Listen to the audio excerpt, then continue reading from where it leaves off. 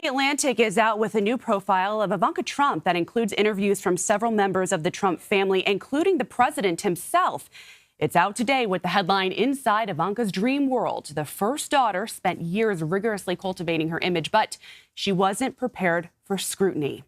The president confirmed to The Atlantic that he considered his eldest daughter to take over the World Bank, saying he thought of Ivanka because she's very good with numbers. He also said he thinks Ivanka would be very hard to beat if she ever chose to run for president. Here with me now is a journalist behind the piece, Atlantic staff writer Elaina Plott. Elaina, thank you so much for being here. When you actually spoke to the president, he stressed to you that he is proud of all of his children, but his relationship with Ivanka is really unique. What defines the relationship? What did he have to say? Ivanka is the one child who, when Donald Trump and Ivanka Trump went through their incredibly messy divorce in the early 90s, Ivanka is the one child who really clung to her father after that. You know, Don Jr. didn't speak to his father for a year. And since then, she has kind of made it her goal to, you know, spend each and every day earning his affection. And he appreciates that about her. And, you know, that's only continued into this White House. He sees her as someone who can do no wrong, and as I report in the piece, vice versa. You know, you really get an interesting perspective. You're sitting down with two people that the world really is fascinated with in their relationship, and that unwavering affection seems to go both ways, right? Ivanka to her father as well. Mm-hmm. Right, and I think that is something that was crucial for me as a reporter to really get into in this story, because I think what Ivanka did so well on the campaign trail was kind of evince this atmosphere of sorts that she was very different from her father's brand, that she supported him because she was his daughter, and of course she's going to, you know, tag along with her father on the campaign trail from time to time, but she didn't align herself with his crazier rhetoric, his racist statements, or anything like that.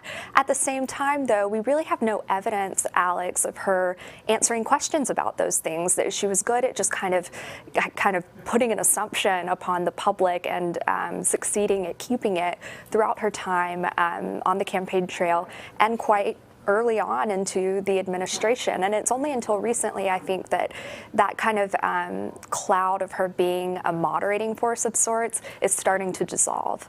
And, you know, your article focuses not just on Ivanka Trump, but really that she spent the majority of her life trying to focus on her image. So how did that change when he then became president?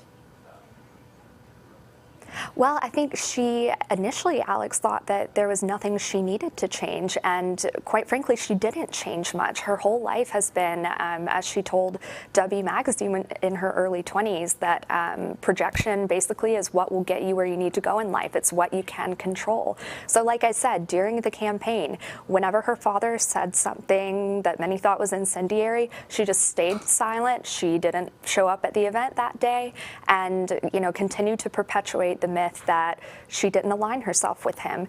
And it was not until she actually joined the White House that people started to sort of see this codification of sorts of her devotion to him beyond the role as a daughter. It started to become more akin to somebody who aligns herself with his policy agenda. And once she got to that point, I think it struck her, Alex, that, you know, it's going to be very hard to disentangle her brand from what many see as the hateful rhetoric and destructive policies of her father. So you also write that former Chief of Staff John Kelly despised both Ivanka and her husband Jared, and that it was no secret, and that he frequently said the couple was, quote, playing government. You go on to write, but if Kelly saw Ivanka as a headache, Jared was a consciousness-altering migraine. So that's pretty strong. Why was Ivanka seen in such a different light as her husband?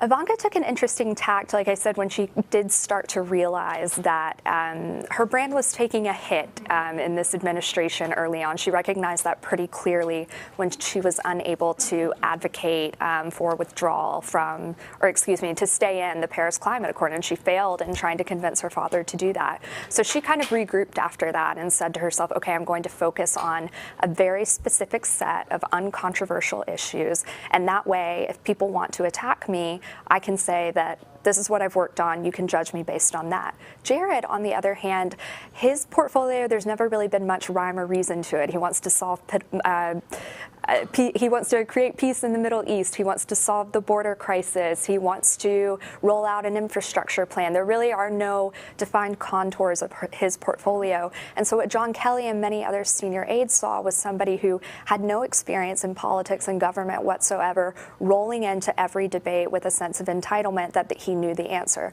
Ivanka, however, never did that. And whatever their feelings were at a personal level about Ivanka, she didn't get in the way of their work day to day necessarily. So, Elaina, I'm really interested in this. You didn't speak to Ivanka on the record, but you did sit down with her at her White House office for an off-the-record conversation. So what details are you able to share with us, if anything?